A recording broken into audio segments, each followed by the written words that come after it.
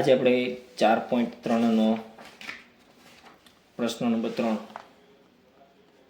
જે આપણે કુટ પ્રશ્ન પ્રકારનો છે તે શરૂ કરવાનો છે.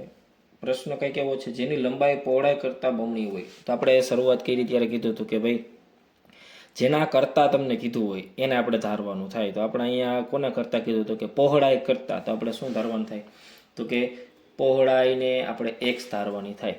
તો આપણી રકમ એવી છે જેની લંબાઈ પહોળાઈ કરતાં બમણી હોય અને ક્ષેત્રફળ 800 મીટર સ્ક્વેર હોય એવી લંબચોરસ આંબાવાળી બનાવવી શક્ય છે. આપણે પ્રશ્ન પૂછ્યો છે તો કે શું કહેવાનું તો કે જો તમને બીજ મળે, આપણને જે સમીકરણ મળે છે એના બીજ મળે તો કહેવાનું કે ભાઈ આવી આંબાવાળી બનાવવી શક્ય છે. લંબાઈને પહોળાઈ ટૂંકમાં આપણને મળવા જોઈએ.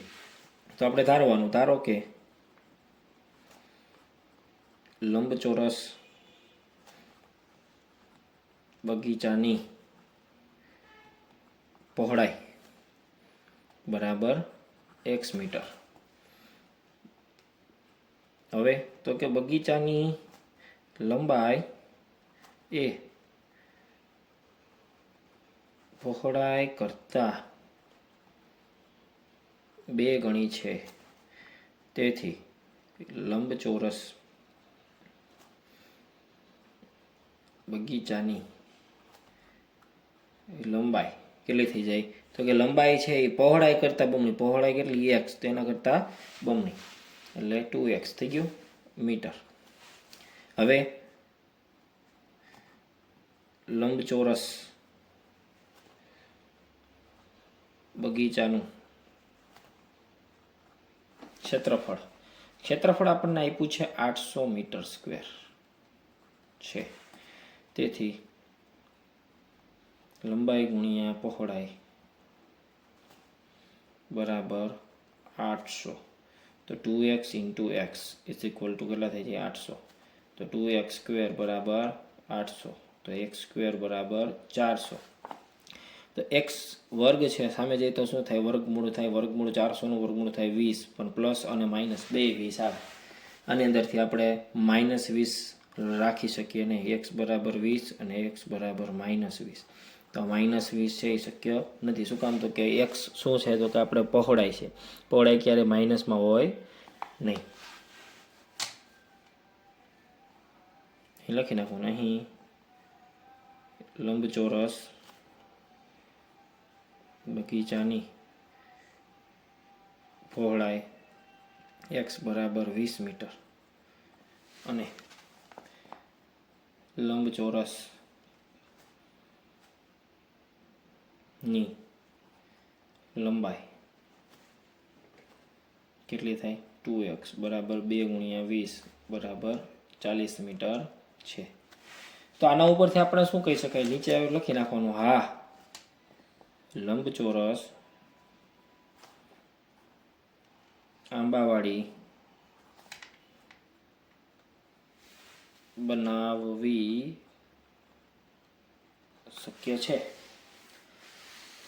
ત્યારબાદ નેક્સ્ટ પ્રશ્ન આપણે જોઈએ. પ્રશ્ન નંબર 4, દાખલા નંબર 4 શું છે તો કે બે મિત્રોની ઉંમરનો સરવાળો 20 વર્ષ અને 4 વર્ષ પહેલા તેમની ઉંમર દર્શાવતી સંખ્યાઓનો ગુણાકાર 48 હતો. શું આ પરિસ્થિતિ શક્ય છે? જો હોય તો તેમની અત્યારની ઉંમર શું? તો હાલની ઉંમર, ટૂંકમાં આપણે ઉંમર આવે ત્યારે ધારવાનું શું થાય તો કે હાલની ઉંમર ધારવાની થાય. ધારો કે એક મિત્રની હાલની ઉંમર બરાબર x વર્ષ. બંને મિત્રોની ઉંમરનો સરવાળો તમને આપ્યો છે 20. તો એના ઉપરથી આપણે કહીએ કે તેથી બીજા મિત્રની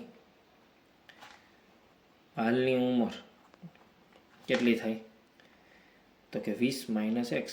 જે આપણે 45 લખોટી વાળું કર્યું તો એ જ રીતે એક પાસે x હોય તો બીજા પાસે 45 - x હોય. તો એ જ રીતે અહીંયા એક મિત્રની ઉંમર x હોય તો બીજા મિત્રની ઉંમર કેટલી થાય તો કે 20 માંથી x બાદ કરો એટલી થાય વર્ષ. હવે તો કે 4 વર્ષ પહેલા એક મિત્રની ઉંમર કેટલી હોય તો કે x માંથી 4 વર્ષ બાદ કરો. 4 વર્ષ પહેલા બીજા મિત્રની ઉંમર કેટલી હોય તો કે 20 - x એની હાલની હતી, એમાંથી હું 4 બાદ કરું તો મને કેટલા મળે? 16 - x વર્ષ. હવે 4 વર્ષ પહેલા બંને મિત્રોની ઉંમરનો ગુણાકાર 48 હતો, નહીં લખવાનું. હવે 4 વર્ષ પહેલા બંને મિત્રોની ઉંમરનો ગુણાકાર 48 છે. એનો મતલબ શું થયો? 4 વર્ષ પહેલા x - 4 અને 4 વર્ષ પહેલા બીજા મિત્રની થઈ 16 - x બરાબર 48. આનું સાદું રૂપ આપીએ આપણે તો શું થાય? 16x - x² -16 ચોક 64 માઇનસ માઇનસ પ્લસ 4x બરાબર 48. તો આપણને સમીકરણ કંઈક આવું મળે -x² પ્લસ 20x માઇનસ 112 બરાબર 0. હવે આ 112 આપણે એવો ભાગ પાડવાના છે કે એની બાદબાકી કેવી થાય? અહીંયા આપણે રકમ પાછી લખી નાખીએ -x² પ્લસ 20x માઇનસ 112 બરાબર 0. હવે જો અહીંયા આપણે પેલા ચેક કરી લેવાનું કે ભાઈ આના બીજ મળે એમ છે કે નહીં. બરાબર, સીધા ભાગ આપણે પડતા હોય એવું લાગતું નથી. બરાબર, તો શું કરવાનું? સમીકરણને ax² plus bx plus c બરાબર 0 સાથે સરખાવતા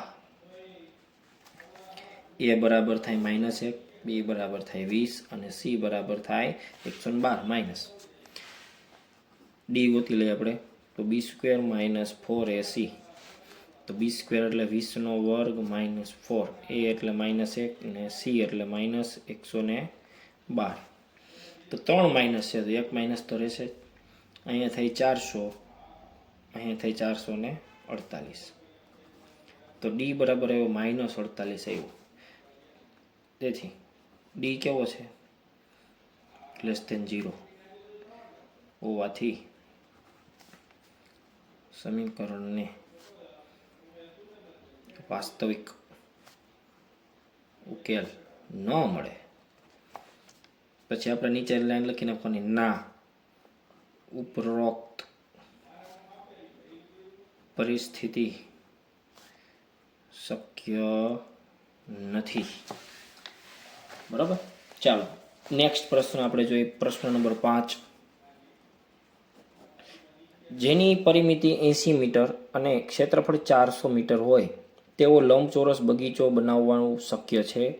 જો તે શક્ય હોય તો તેની લંબાઈને પહોળાઈ શોધો. આમાં પણ એવું જ કરવાનું, જો લંબાઈને પહોળાઈ આપણને બીજ મળે તો કહેવાનું શક્ય છે, બાકી કહી દેવાનું કે ભાઈ બનાવવું શક્ય નથી.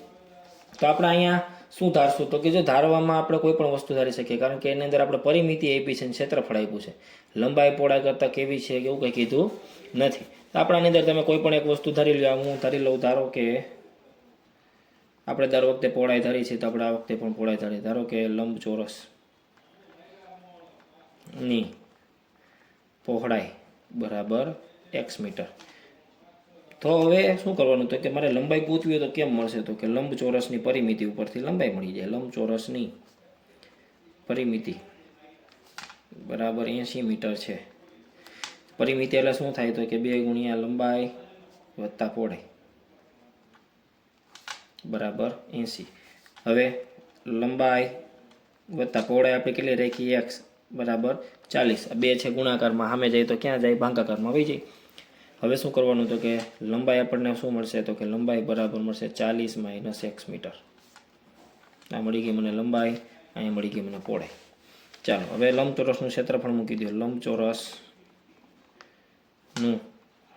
ક્ષેત્રફળ બરાબર કેટલું આપ્યું છે? 400 મીટર સ્ક્વેર છે. તો લંબચોરસનું ક્ષેત્રફળ એટલે શું થાય? લંબાઈ ગુણ્યા પહોળાઈ બરાબર 400.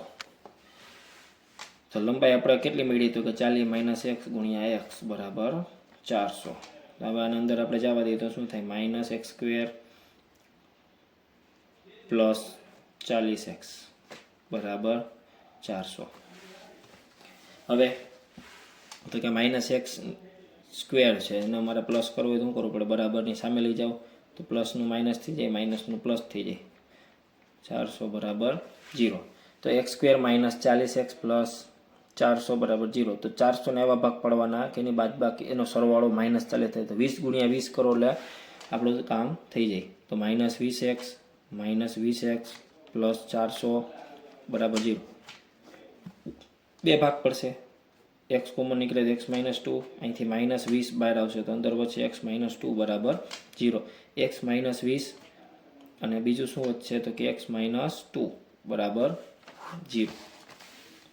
ચાલો હવે શું થશે તો કે અહીંયા થાય x બરાબર 20 અથવા x બરાબર 2.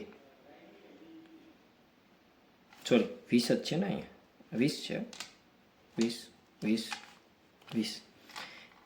આપણે અહીં લખી નાખવાનું. તેથી અહીં લંબચોરસની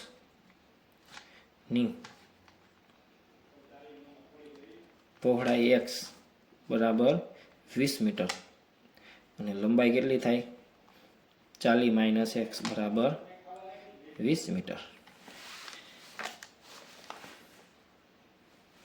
તો આપણો દાખલો અહીંયા પૂરો થાય. જે આપણને બે વસ્તુ ગોતવાની કીધી હતી, બે વસ્તુ મળી ગઈ. અને પણ નીચે આપણે અહીંયા લાઈન પર લખી નાખવાની, લંબચોરસ બગીચો બનાવવું શક્ય છે. તો કાંઈ આપણે કહેવાનું, અહીં માગેલ બગીચાઓ ચોરસ બનશે. કેવો બનશે? ચોરસ. શું કામ? તો કે લંબાઈ અને પહોળાઈ બે કેવી થઈ? સરખી થઈ. તો લંબાઈ પહોળાઈ સરખી હોય એનો મતલબ શું થયો કે એ ચોરસ હોય, લંબચોરસ હોય નહીં. તેથી નીચે લખી નાખવાનું, અહીં માગેલ બગીચાનો આકાર ચોરસ બનશે. બરાબર. તો આપણે આટલું રાખીએ આજના વિડીયોમાં. આપણે વધુ ઉદાહરણ સાથે મળશું. ઉદાહરણમાં આપણે કીધું હતું એ પ્રમાણે કે ભાઈ એની અંદર એક્સ્ટ્રા અમુક એવા ઉદાહરણ છે જે આપણે ગણવા જરૂરી છે. એની અંદરથી પૂછાઈ શકે એવા છે. આપણે જે કૂટ પ્રશ્નો પ્રકારના છે, આપણે જે અત્યારે ભણીએ છીએ એ પ્રકારના પ્રશ્નો આપણે નેક્સ્ટ વિડીયોમાં લઈને આવશું.